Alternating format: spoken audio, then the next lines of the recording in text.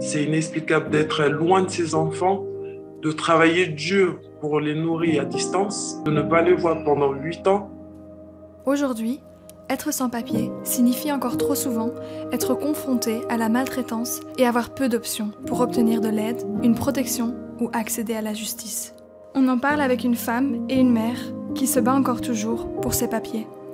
Alors, je préfère rester anonyme parce que j'ai peur. Je suis sans papier, je ne sais pas pourquoi, j'ai aucune sécurité. Je viens de la Côte d'Ivoire, j'ai fui mon pays.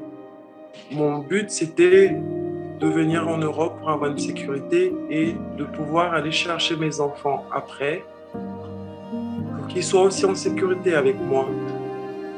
Mais malheureusement, les choses ne se passent pas comme je le voulais parce que je suis en Grèce depuis 8 ans et je suis toujours sans papier, peu importe ce que je fais. Super difficile, c'est une douleur qu'on ne peut pas expliquer. Est-ce qu'être sans papier a affecté ta vie d'autre manière ? Depuis 8 ans que je suis là, j'ai eu à faire beaucoup de boulot dans des restaurants, dans des hôtels.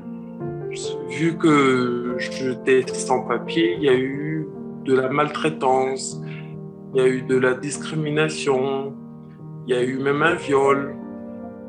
T'as pas de papier, tu vas aller te plaindre. Qui va te croire? Je suis riche. C'est ce qu'il me disait. Il me disait que j'étais rien.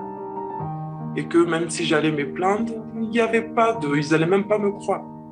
Parce que je suis personne. Parce que j'ai pas de papier, j'ai aucun droit.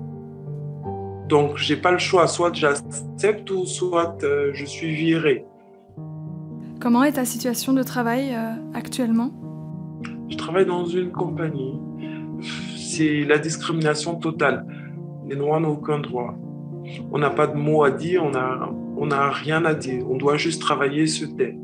C'est 12 heures, c'est 13 heures, c'est 14 heures. Je suis sans papier. Je me plains où? Et aller à la police ?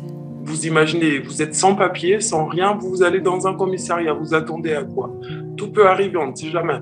Si seulement ils pouvaient nous prendre tous de la même manière, même si on est sans papier, on n'aurait pas peur d'aller les voir et leur expliquer ce qu'on vit. Qu'est-ce que tu espères pour le futur ? J'aimerais qu'on ait au moins des soutiens pour des femmes, des mères qui travaillent sans papier. Parce qu'il y a beaucoup d'entre elles qui souffrent.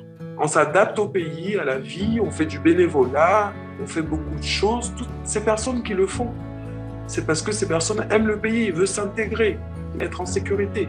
Il n'y a que ça qu'on demande. Avoir des droits comme tout le monde, on est des êtres humains.